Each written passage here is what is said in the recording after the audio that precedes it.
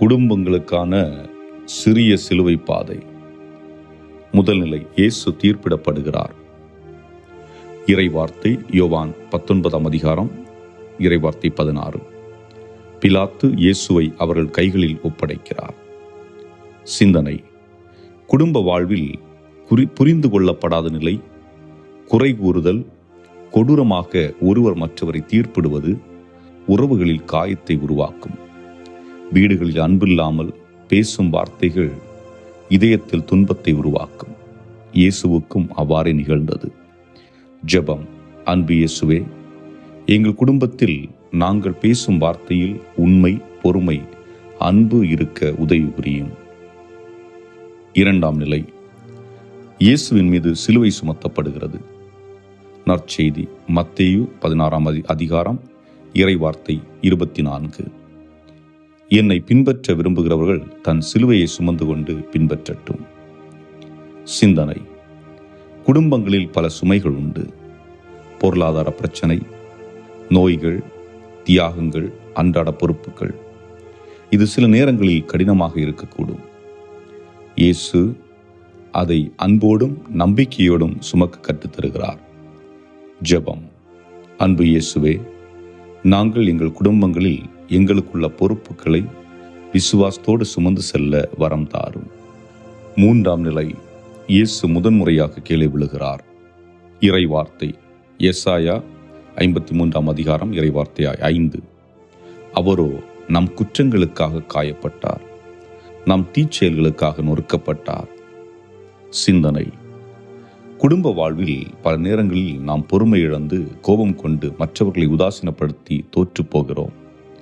இதுபோன்ற நமது செயல்கள் நம்மிலும் பிறரிலும் வலியை ஏற்படுத்தும். அதேபோல் உறவில் விரிசலை ஏற்படுத்தும். ஜெபம். அன்பு இயேசுவே, நாங்கள் ஒருவரை மன்னித்து மீண்டும் உறவை வலுப்படுத்த வரம் தாரும். நான்காம் நிலை, இயேசு தன் தாயை சந்திக்கிறார். நற்செய்தி லூக்கா அதிகாரம் 2 இறைவார்த்தை 35. ஒரு வாள் உன் உள்ளத்தில் ஊடுருவி பாயும். சிந்தனை: பெற்றோர்கள் மற்றும் பிள்ளைகள் தங்களுக்குள் இன்பத்தையும் துன்பத்தையும் பகிர்ந்து கொள்ளுகிறார்கள். அதேவேளை தான் நேசிக்கும் ஒருவர் துன்புறுவதை பார்ப்பது மிகப்பெரிய வலியை கொடுக்கும். இயேசுவும் மரியாவும் நாம் கடினமான சூழலிலும் ஆழமான விசுவாசத்துடன் அன்பை வெளிப்படுத்தக்கூடியவர்களாக இருக்க வேண்டும் என்று நமக்கு கற்றுக் கொடுக்கின்றார்கள். ஜெபம். அன்பு இயேசுவே, எங்கள் குடும்பத்தில் பாதுகாப்பையும் அன்பையும் ஆழப்படுத்தி அருளும்.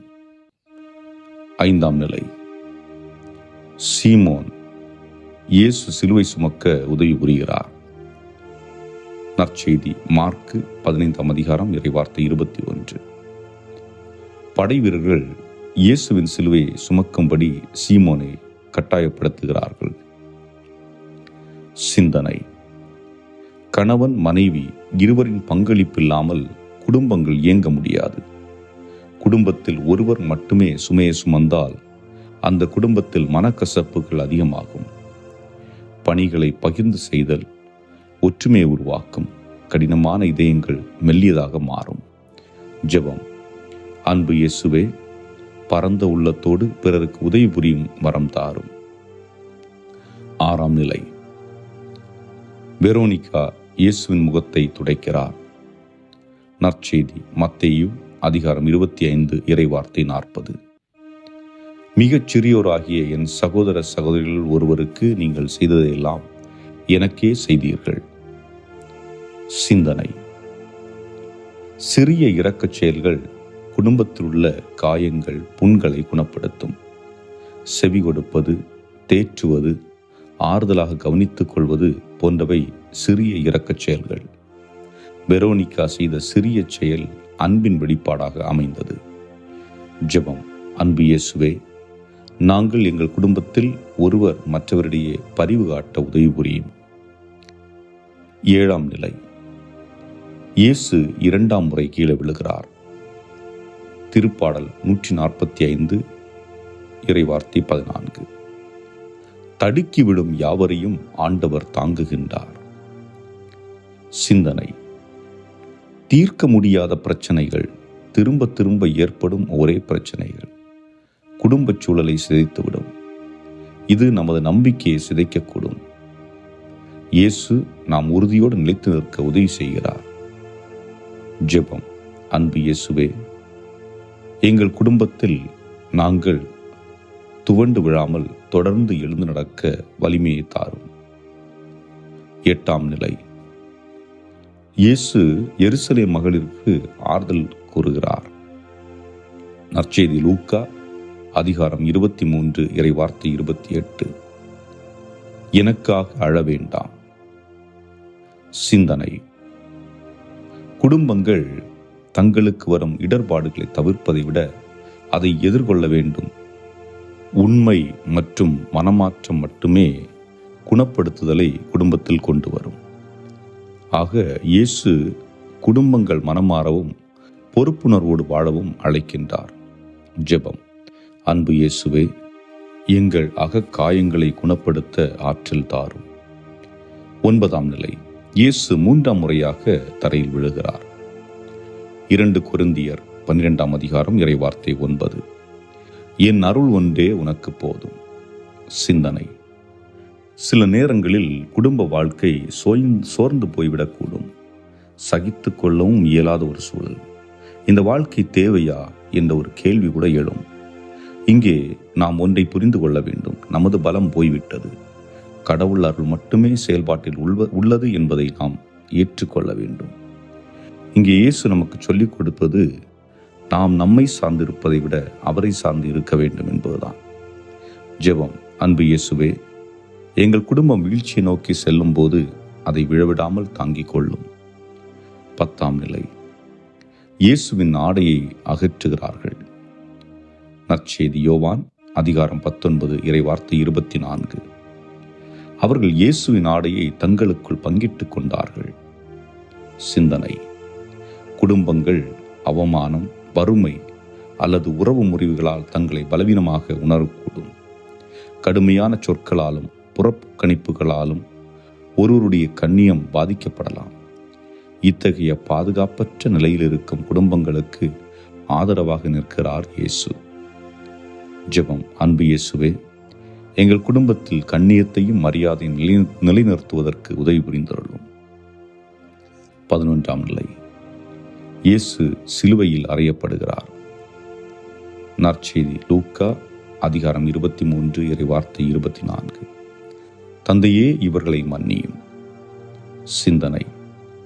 குடும்பங்களில் ஏற்படும் ஆழமான காயங்கள் இதயங்களை கடினமாக்கி கசப்பான மனத்தாங்கல்களை சுவர்களாக எழுப்பிவிடும். மன்னிப்பு என்பது வேதனையானது, ஆனால் குணமடைவதற்கு அது மிகவும் அவசியமானது. துன்பத்திலும் அன்பு மற்றும் இரக்கத்தை எவ்வாறு தேர்ந்தெடுப்பது என்று இயேசு நமக்கு காண்பிக்கிறார். ஜெபம். அன்பு இயேசுவே, தாராளமாக மன்னிக்கும் இதயத்தை எங்களுக்கு தந்தருளும். 12ஆம் நிலை. இயேசு சிலுவையில் உயிர் விடுகிறார். யோவான் நற்செய்தி அதிகாரம் 19 இறைவார்த்தை 30. இயேசு கூறுகிறார், எல்லாம் இனிதாய் நிறைவேறியது. சிந்தனை. குடும்பங்களில் உண்மையான அன்பு நிகழ தியாகமும் தன்னலமற்ற அர்ப்பணிப்பும் தேவைப்படுகிறது. கடினமான சூழல்களிலும் அன்பு செலுத்த குடும்பத்தில் உள்ள பெற்றோர்கள், தம்பதியர்கள் மற்றும் பிள்ளைகள் அழைக்கப்படுகிறார்கள். இயேசுவின் மரணமும் எல்லையற்ற தெய்வீக அன்பை நமக்கு வெளிப்படுத்துகிறது. ஜெபம். அன்பு இயேசுவே, நீர் அன்பு செய்தது போலவே எங்கள் குடும்பமும் ஒருவர் மற்றவரிடம் அன்பு செலுத்த எங்களுக்கு உதவி புரிந்தருளும். 13ஆம் நிலை. இயேசுவின் உடல் சிலுவையிலிருந்து இறக்கப்படுகிறது. யோவான் நற்செய்தி 19ஆம் அதிகாரம் இறைவார்த்தை 38. அரிமத்தியா ஊரை சேர்ந்த யோசேப்பு இயேசுவின் உடலை எடுத்துக்கொண்டு போனார். சிந்தனை. இழப்பு, பிரிதல் மற்றும் ஏமாற்றுதல் வழியாக குடும்பங்கள் பெரும் துயரத்தை அனுபவிக்கின்றன.